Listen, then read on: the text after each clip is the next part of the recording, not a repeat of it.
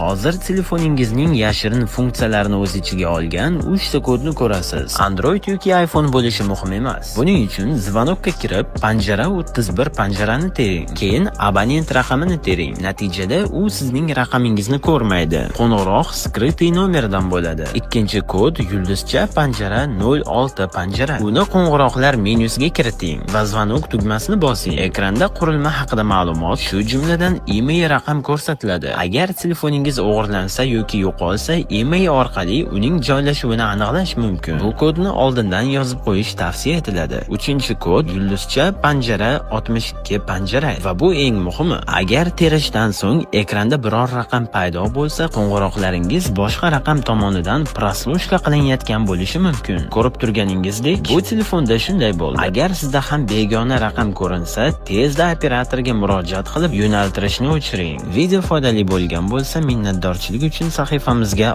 obuna bo'ling va shu kabi foydali ma'lumotlarga ega bo'lib boring.